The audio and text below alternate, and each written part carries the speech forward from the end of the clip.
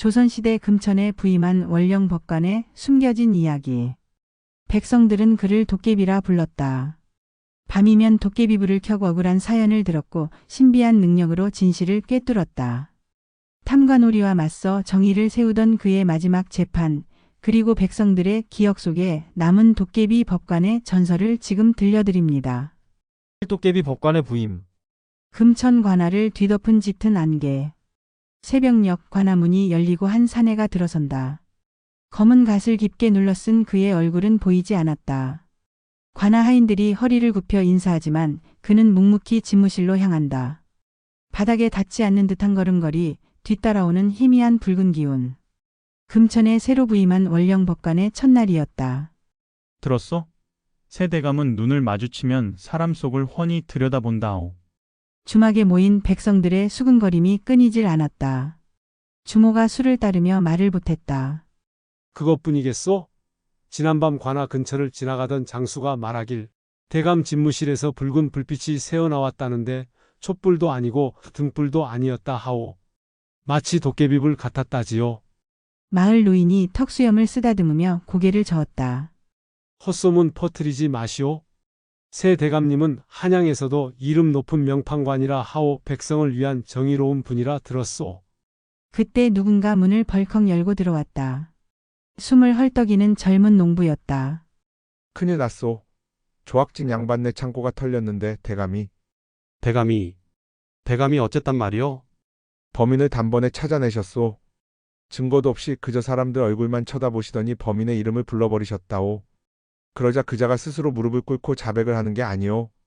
주막이 순식간에 술렁였다. 그날 이후 연이어 소문이 퍼졌다. 3명의 포졸이 함께해도 잡지 못했던 도둑을 원령 대감이 홀로 붙잡았다는 이야기, 한밤중 그의 집무실에서 들려오는 이상한 웅얼거림, 그가 판결을 내릴 때마다 흔들리는 촛불과 갑자기 서늘해지는 공기. 열흘이 지나자 금천 사람들 사이에서는 도깨비 법관이라는 별명이 생겨났다. 어떤 이는 두려워했고 어떤 이는 존경했다. 그러나 모두가 인정하는 사실이 하나 있었다. 원령 대감이 부임한 이후 금천의 억울한 사연들이 하나둘 해결되고 있다는 것. 탐관오리들의 비리가 드러나고 힘없는 백성들의 목소리가 들리기 시작했다. 달이 차오르던 보름날 밤, 금천 관아의 담장 너머로 붉은 빛이 새어 나왔다. 담장 아래 숨어 지켜보던 한 소녀는 창문 너머로 원령 대감의 모습을 보았다. 책상 앞에 앉아있는 그의 앞에는 아무것도 없었지만 붉은 빛이 그의 주변을 감싸고 있었다. 소녀는 놀라 뒷걸음질 쳤고 그 소리에 원령이 고개를 돌렸다. 달빛 아래 드러난 그의 눈동자는 붉게 타오르고 있었다. 소년의 비명이 밤 공기를 가르고 금천 전체에 도깨비 법관의 소문이 더욱 퍼져나갔다. 첫 번째 재판. 금천 관아 대청마루. 백성들이 가득 모인 가운데 원령 대감이 자리에 앉았다. 오늘은 가난한 농부 덕산과 부유한 양반 조학진의 재판이 열리는 날이었다. 덕산은 조학진의 곡식 창고를 털었다는 누명을 쓰고 포졸들에게 붙잡혀왔다. 내 놈이 곡식을 훔쳤다는 증거는 넘쳐난다. 내 집에서 우리 양반 댁 자루가 발견되었고 창고 주변에는 내 신발 자국이 선명하게 남아 있었다. 고을 포졸 최참이 증거품들을 하나씩 펼쳐 보였다. 비단 주머니, 인장이 새겨진 자루, 덕산의 낡은 집신. 덕산은 무릎을 꿇은 채 목소리를 높였다. 억울합니다, 대감님. 제가 왜 양반님 곡식을 훔치겠습니까? 누군가 저를 모함한 것입니다. 조학진은 코웃음을 치며 말했다. 거짓말 마라, 이천한 놈아.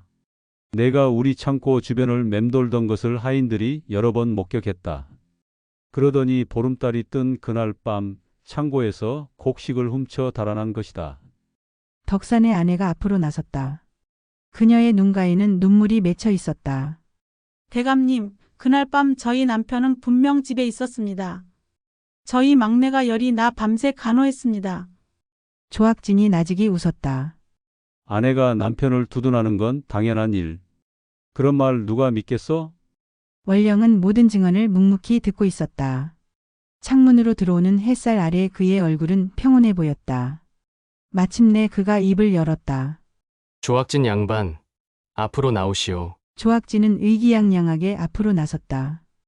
그는 이 재판이 자신의 승리로 끝날 것이라고 확신하고 있었다. 곡식은 정말 사라졌어? 그럼요, 대감님. 창고 안에 곡식이 반이나 없어졌습니다. 그날 밤 양반께서는 어디 계셨소? 물론 저택에서 쉬고 있었습니다. 원령의 눈이 가늘어졌다. 창을 통해 들어오던 햇살이 갑자기 어두워졌다. 마치 구름이 해를 가린 듯 했지만 하늘은 맑았다. 이상한 정적이 대청마루를 감쌌다. 조학진 양반, 내 눈을 보시오. 그 말과 함께 원령의 눈동자가 붉게 빛나기 시작했다. 마치 타오르는 불꽃처럼. 조학진은 그 눈을 마주하자 온몸이 굳어버렸다. 식은땀이 그의 이마에 맺혔다. 금이야, 옥이야. 내 눈에는 모든 것이 보인다. 진실을 말하시오, 조학진. 조학진의 입술이 떨리기 시작했다. 그는 눈을 돌리려 했지만 원령의 붉은 눈동자에서 벗어날 수 없었다. 사실은 제가 말해보시오. 제가 꾸민 일입니다. 덕산이 우리 딸과 가까이 지내는 것이 못마땅했습니다. 그자를 감옥에 보내려. 조학진은 자신의 입에서 나오는 말에 놀라 입을 막았다. 하지만 이미 모든 것이 드러났다. 대청마루는 순식간에 술렁였다. 원령의 눈에서 붉은 빛이 사라지고 다시 햇살이 방 안을 밝혔다.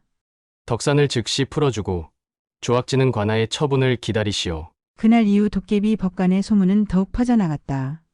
거짓말쟁이의 혀를 묶고 진실만을 이끌어내는 그의 붉은 눈동자에 대한 이야기가 금천을 넘어 인근 고을까지 퍼져나갔다. 도깨비의 비밀. 보름달이 떠오른 밤. 관아는 고요했지만 원령 대감의 집무실에서만은 희미한 붉은 빛이 새어나왔다. 시종 영수는 평소보다 늦은 시간까지 주인을 기다리고 있었다. 며칠 동안 대감의 안색이 좋지 않았다. 대감은 많은 재판을 치르고 밤마다 집무실에 틀어박혔다. 영수는 걱정이 되었다. 한밤중 영수는 이상한 소리에 잠에서 깨어났다. 마치 여러 목소리가 동시에 웅얼거리는 것 같았다. 소리는 원령의 집무실에서 나오고 있었다. 영수는 조심스레 복도를 따라 걸었다. 집무실 문틈으로 붉은 빛이 새어나왔다. 또 억울하게 죽은 영혼이 찾아왔구나. 말해보거라. 내 원한을 풀어주마. 원령의 목소리였다. 하지만 그는 누구와 대화하고 있는 것일까? 영수는 문틈으로 안을 들여다보았다. 원령은 홀로 앉아 있었지만 그의 앞에는 붉은 도깨비불이 타오르고 있었다. 그 불꽃 속에서 흐릿한 인형들이 일렁이는 듯 했다. 내 딸을 해친 자를 찾아주소서, 대감님. 저는 억울하게 죽었습니다. 진짜 범인은 따로 있습니다. 저주 때문에 우리 가족이 모두 죽어갑니다. 여러 목소리가 울려 퍼졌다. 영혼들의 목소리였다. 영수는 놀라 뒷걸음질 쳤고 그만 문을 건드려 소리가 났다. 방 안의 목소리가 갑자기 사라졌다. 누구냐? 원령의 날카로운 음성에 영수는 온몸이 굳었다. 천천히 문이 열렸고 원령의 붉게 빛나는 눈동자가 어둠 속에서 그를 내려다보았다. 영수입니다, 대감님. 제가 무슨 소리를... 그래서... 원령은 깊은 한숨을 내쉬었다. 그의 눈에서 붉은 빛이 사라졌다. 들어오거라. 영수는 떨리는 다리로 집무실에 들어섰다. 방 안에는 아무도 없었다. 하지만 공기 중에 이상한 기운이 감돌았다. 탁자 위에는 아무것도 없었지만 희미한 붉은 불빛이 여전히 허공에 맴돌고 있었다. 내가 모든 것을 보았겠구나. 원령은 창가로 걸어가 달을 바라보았다. 대감님, 도대체 어떤 분이십니까? 저는... 두려우냐? 영수는 고개를 끄덕였다. 원령은 슬픈 미소를 지었다. 앉거라, 영수야. 내 오랜 비밀을 내게 털어놓을 때가 왔구나. 영수는 조심스럽게 자리에 앉았다. 원령은 등불을 밝히고 차를 따랐다. 그의 손이 살짝 떨리는 것이 보였다. 500년 전 나는 너처럼 평범한 인간이었다. 어느 날 내가 섬기던 주군의 금화가 사라졌고 나는 누명을 썼다. 증거도 변명의 기회도 없이 처형당했지. 원령의 목소리가 깊어졌다. 방 안의 공기가 서늘해졌다. 하지만 나의 한과 분노는 사라지지 않았다. 죽어서도 내 억울함을 풀지 못했다. 그렇게 나는 도깨비가 되었다. 원령이 손을 들자 허공에 붉은 도깨비불이 다시 타오르기 시작했다. 수백 년간 방황하다 결심했다. 나처럼 억울한 죽음을 맞이하는 이들이 없도록 진실을 밝혀주는 존재가 되기로. 그래서 나는 인간의 몸을 빌려 이 세상에 왔다. 이 눈으로 거짓과 진실을 구분할 수 있게 되었고 죽은 자들의 목소리를 들을 수 있게 되었다. 영수는 믿기 힘든 이야기에 말문이 막혔다. 하지만 그의 눈앞에서 타오르는 도깨비불과 원령의 진지한 눈빛은 거짓이 아니었다. 이제 내게는 얼마 남지 않았다. 도깨비의 수명도 한계가 있는 법. 하지만 떠나기 전에 이 금천에 숨겨진 큰 비리를 밝혀내야 한다. 원령은 영수의 손을 꼭 잡았다. 내게 도움이 필요하다. 영수야, 함께하겠느냐? 원령의 과거. 달빛이 스며드는 숲속 원령과 영수가 걸었다. 원령은 이곳에서 자신의 과거를 더 깊이 들려주고 싶었다. 그들은 오래된 느티나무 앞에 멈춰섰다. 500년 전 이 나무는 아직 어린 묘목이었지. 바로 이곳에서 내가 마지막 숨을 거뒀다. 원령의 손이 나무 껍질을 쓰다듬었다. 나무에서 붉은 빛이 일렁였다. 나는 조선 초기 왕의 측근에서 일하던 관리였다. 그러나 권력을 탐하는 자들의 음모에 휘말렸고 왕의 금화를 훔쳤다는 누명을 썼다. 원령의 눈에서 붉은 빛이 번뜩였다. 그 빛에 주변 풍경이 변하며 500년 전의 장면이 영수의 눈앞에 펼쳐졌다. 젊은 사내가 포졸들에게 끌려가는 모습, 사람들의 조롱 속에 처형장으로 향하는 길. 증거는 조작되었고 진실을 말할 기회조차 주어지지 않았다.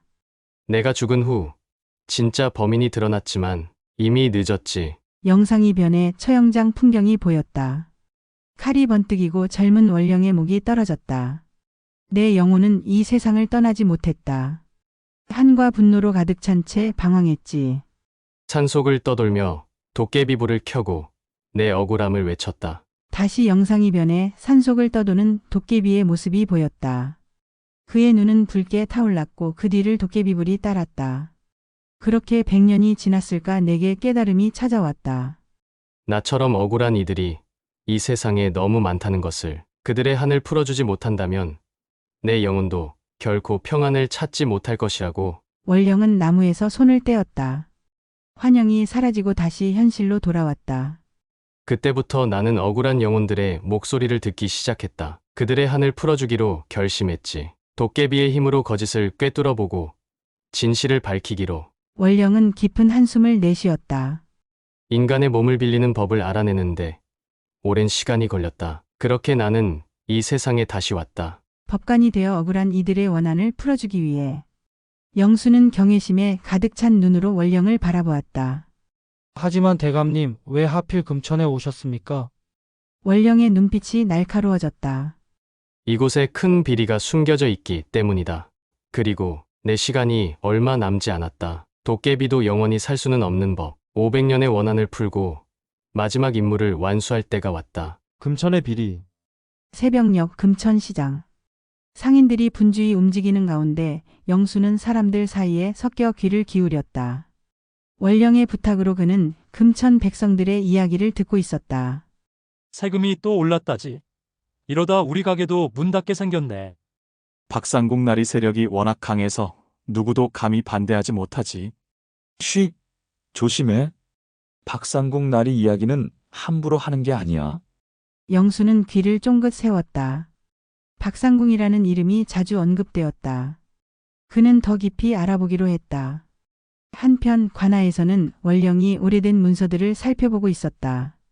금천의 세금 기록, 토지 대장, 관리 명부. 그의 눈이 붉게 빛나며 문서의 진위를 확인했다. 수상한 점이 많았다. 이중장부, 조작된 기록들. 모두 한 사람을 향하고 있었다. 금천 30리를 모두 차지하고 있구나. 박상궁. 원령은 중얼거렸다. 그때 문이 열리고 영수가 들어왔다. 대감님, 알아냈습니다. 박상궁은 금천토호로 이 고을 모든 권력을 쥐고 있습니다. 상인들에게 불법 세금을 거두고 농민들의 땅을 강제로 빼앗고 있습니다. 반대하는 자들은 모두 죽였겠지. 양수의 말에 원령은 놀라 고개를 끄덕였다. 백성들은 모두 알고 있지만 두려워서 아무도 입을 열지 않습니다. 원령은 창밖을 바라보았다. 관아 너머로 웅장한 저택이 보였다. 박상궁의 집이었다. 그자는 단순한 탐관오리가 아니다. 이 고을에 얽힌 오래된 저주와 관련이 있어. 원령의 눈에서 붉은 빛이 번뜩였다. 어젯밤 내가 잠든 후 많은 영혼들이 나를 찾아왔다. 모두 박상궁에게 억울하게 죽은 자들이었다. 그 중에는 내가 500년 전 누명을 쓰게 한 바로 그자의 후손도 있었다. 영수는 충격에 말문이 막혔다. 대감님의 원수. 그렇다. 운명은 참 아이러니하구나. 나를 죽음으로 몰아넣은 자의 피를 이어받은 박상궁. 이제 그자는 더 많은 이들에게 고통을 주고 있다. 원령은 탁자를 내리쳤다. 붉은 기운이 그의 주변을 감쌌다. 이 일은 단순한 복수가 아니다. 영수야, 이것은 정의다. 금천 백성들을 구하고 억울한 영혼들의 한을 풀어주는 일이다. 원령의 계획은 분명했다. 박상궁의 비리를 모두 밝히고 그를 법정에 세우는 것. 하지만 그것은 쉬운 일이 아니었다. 박상궁의 세력은 금천을 넘어 한양까지 뻗어 있었다. 위기. 어두운 밤 영수는 박상궁의 저택 담장을 넘었다. 원령의 지시에 따라 그는 박상궁의 비밀 금고를 찾아야 했다. 그곳에 모든 증거가 있을 것이라고 했다. 영수는 조심스럽게 움직였다. 달이 구름에 가려 더욱 어두웠다. 저택 안채로 향하던 중 영수는 이상한 소리를 들었다. 누군가의 울음소리. 그는 소리를 따라갔고 작은 창고에 다다랐다. 안에서는 젊은 여인이 묶인 채 울고 있었다. 누구세요? 여인은 놀라 영수를 바라보았다. 조용히 하세요. 제가 구해드리겠습니다. 영수가 여인의 묶인 손을 풀어주려는 순간 뒤에서 갑작스러운 발소리가 들렸다. 이런 쥐새끼가 한 마리 걸렸군. 영수가 돌아보니 박상궁이 호위병들과 함께 서 있었다. 그들의 손에는 날카로운 칼이 들려 있었다. 원령 대감의 심부름꾼이로구나. 너희 대감이 내 일에 끼어든다면 어떤 대가를 치러야 할지 보여줘야겠다. 영수는 달아나려 했지만 호위병들이 그를 금세 붙잡았다. 박상궁은 잔인한 미소를 지었다. 도깨비 법관? 우습구나. 그자도 결국 인간의 몸을 빌렸을 뿐 상처받고 죽을 수 있지. 한편 관아에서는 원령이 불안에 휩싸여 있었다. 영수가 돌아오지 않았다. 그때 붉은 도깨비불이 타오르며 한 영혼이 나타났다. 대감님, 그들이 영수를 잡았습니다. 박상궁의 저택 지하 감옥에. 원령의 눈에서 붉은 빛이 강렬하게 번쩍였다. 그는 칼을 집어들고 관아를 나섰다. 하지만 문 앞에서 그는 멈춰섰다. 박상궁의 하인이 편지를 들고 있었다. 우리 주인님께서 전하셨습니다. 내일 아침 금천광장에서 공개 재판을 열겠다고. 만약 대감님께서 오지 않으시면 영수와 그 여인은 살아서 돌아가지 못할 것이라고. 원령은 편지를 받아들었다. 거기에는 더 충격적인 내용이 있었다. 도깨비 법관, 당신의 정체를 알고 있소. 도깨비는 불에 약하다 하던데 그것이 사실인지 내일 확인해 보겠소. 원령의 손이 떨렸다. 박상궁은 그의 정체를 어떻게 알아냈을까? 더 중요한 것은 영수와 그 여인을 어떻게 구할 것인가였다. 원령은 결심했다. 내일 광장에서 모든 것을 걸 것이다. 자신의 정체가 드러나더라도 금천 백성들을 위해 그리고 영수를 구하기 위해. 그날 밤 금천은 그 어느 때보다 어두웠다. 붉은 도깨비 불조차 보이지 않았다. 원령은 마지막 힘을 모으고 있었다. 500년에 원한 마지막 재판을 위해. 마지막 재판. 금천광장 사람들이 가득 모였다. 임시로 세워진 높은 단상 위에는 박상궁이 위풍당당하게 앉아 있었다. 그 옆에는 묵인 채 무릎 꿇은 영수와 젊은 여인이 있었다. 여인의 얼굴에는 상처가 가득했다. 금천 백성들이여, 오늘 나는 이 관아 시종이 저지른 죄를 공개 재판하고자 한다. 이 자는 어젯밤 내 저택에 침입하여 귀중품을 훔치려 했다. 박상궁의 목소리가 광장에 울려 퍼졌다. 백성들은 불안한 표정으로 서로를 바라보았다. 모두가 이것이 거짓임을 알았지만 감히 말할 수 없었다. 그뿐만 아니라 여러분들이 그토록 신뢰하는 원령 대감이 실은 요괴라는 사실을 알고 있는가? 도깨비가 여러분을 속이고 있었던 것이다. 군중들 사이에서 술렁임이 일었다. 그때 인파가 갈라지며 원령이 걸어 나왔다. 그의 얼굴은 평온해 보였지만 눈에는 결연한 의지가 깃들어 있었다. 박상궁, 진정한 재판을 원한다면 내가 해주마. 원령은 단상 앞에 섰다. 박상궁은 비웃었다. 좋다. 내가 요괴임을 스스로 인정하거라. 그러면 이 아이들을 살려주지. 원령은 천천히 단상에 올랐다. 그의 눈이 붉게 빛나기 시작했다. 금천 백성들이여, 내가 도깨비임은 사실이다. 충격적인 고백의 광장은 순식간에 조용해졌다. 원령은 계속 말했다. 500년 전 나는 억울한 누명으로 죽었다. 내 원한으로 인해 도깨비가 되었고 이 세상에 다시 돌아왔다. 하지만 나의 목적은 오직 하나, 억울한 이들에게 정의를 돌려주는 것. 원령의 주변으로 붉은 기운이 감돌기 시작했다. 박상궁의 표정이 굳어졌다. 그가 정말 도깨비라면 불을 붙여라. 도깨비는 불에 약하다. 박상궁의 명령에 포졸들이 횃불을 들고 다가왔다. 원령은 움직이지 않았다. 백성들이여, 나를 두려워하지 마시오. 내가 재판하려는 것은 이 박상궁의 죄악이오. 원령의 눈에서 붉은 빛이 더욱 강렬해졌다.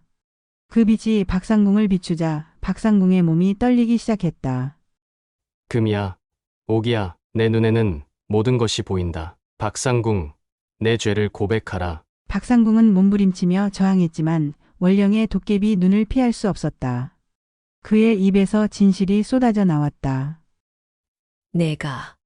내가 다 했다. 백성들의 땅을 빼앗고 세금을 가로챘다. 반대하는 자들은 모두 죽였다. 그렇다. 나는 살인자다. 백성들 사이에서 놀라움의 탄성이 터져 나왔다. 원령은 박상궁의 숨겨진 문서까지 모두 찾아냈다. 증거는 확실했다. 박상궁의 모든 죄악이 밝혀진 순간이었다. 희생. 박상궁은 포졸들에게 끌려갔다.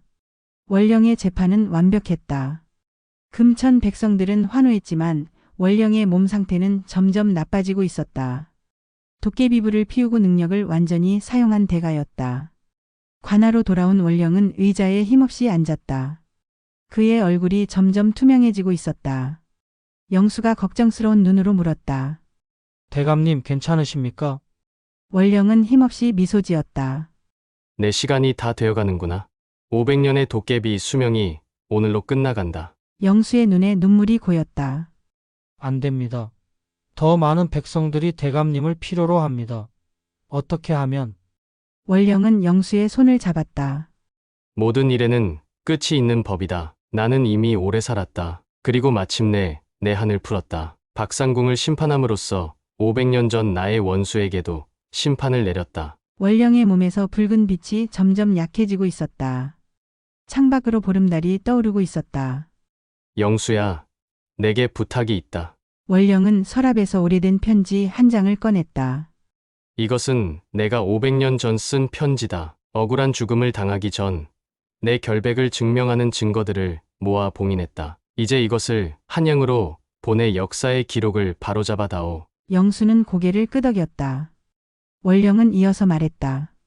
그리고 금천 백성들에게 전해다오. 보름달이 뜨는 밤, 억울한 일이 있다면 관할을 찾으라고. 내가 비록 이 몸을 떠나도 내 도깨비불은 계속해서 이곳을 지킬 것이다. 원령의 몸이 점점 투명해지기 시작했다. 방 안에 도깨비불들이 하나둘 피어올랐다. 영수는 눈물을 흘리며 절을 올렸다. 마지막으로 묻고 싶은 것이 있습니다. 그대는 이 500년 동안 누구를 가장 그리워했습니까? 영수의 질문에 원령은 잠시 생각에 잠겼다. 어머니, 내가 죽기 전날 밤, 어머니는 내게 팥죽을 끓여주셨다. 그 맛을 500년이 지난 지금도 기억한다. 원령의 눈에서 투명한 눈물이 흘러내렸다. 그리고 그의 몸이 빛으로 변하기 시작했다. 고맙다, 영수야. 내 덕분에 나는 마지막 임무를 완수할 수 있었다. 이제 나는 평온히 떠날 수 있겠구나. 원령의 몸이 완전히 투명해지고 그 자리에는 붉은 도깨비불만 남았다. 도깨비불은 창문을 통해 날아올라 밤하늘의 보름달을 향해 사라졌다. 그날 밤 금천의 하늘에는 수많은 도깨비불이 떠올라 아름다운 불빛 축제를 이루었다. 억울한 영혼들이 모두 해방되는 순간이었다. 전설이 되다. 10년 후 금천은 크게 변했다. 박상궁의 악행이 모두 밝혀진 후 그의 재산은 백성들에게 돌아갔다. 영수는 원령을 기리기 위해 원령제라는 작은 사당을 세웠다. 매년 보름달이 뜨는 밤 사람들은 이곳에 모여 도깨비 법관의 이야기를 들었다. 영수는 이제 금천의 훌륭한 훈장이 되어 아이들을 가르쳤다. 오늘도 그는 아이들을 데리고 원령제를 찾았다. 선생님, 도깨비 법관 이야기를 또 들려주세요. 아이들이 눈을 반짝이며 졸랐다. 영수는 미소를 지으며 앉았다. 좋다. 하지만 이것은 그저 이야기가 아니라 실제로 있었던 일이란다. 영수는 원령의 이야기를 들려주기 시작했다. 억울하게 죽어 도깨비가 된 사람, 백성들을 위해 다시 돌아온 법관, 그리고 마지막 희생의 순간까지. 선생님, 정말 보름달이 뜨는 밤에 도깨비불이 보인다는 게 사실인가요? 한 아이가 물었다. 영수는 하늘을 올려다보았다. 오늘이 바로 보름이었다. 기다려보렴. 오늘 밤 우리 함께 확인해보자. 해가 지고 달이 떠오르자 영수와 아이들은 관아 근처에 모였다. 그리고 보름달이 하늘 가운데 떴을 때 기적 같은 일이 일어났다. 관아 주변으로 붉은 도깨비불들이 하나둘 피어오르기 시작한 것이다. 우와, 진짜네요. 아이들이 환호했다. 도깨비불들은 마치 춤을 추듯 허공을 맴돌았다. 그 순간 한 노파가 지팡이를 짚고 관아로 향했다. 할머니 어디 가세요? 영수가 물었다. 저 도깨비 법관님께 하소연하러 가네. 내 손자가 억울하게 누명을 쓰고 감옥에 갇혔다오. 노파는 관아 문 앞에 무릎을 꿇고 이야기를 시작했다. 신기하게도 그녀 주변으로 도깨비불들이 모여들었다. 그리고 다음 날 놀랍게도 노파의 손자가 누명을 벗고 석방되었다는 소식이 들려왔다.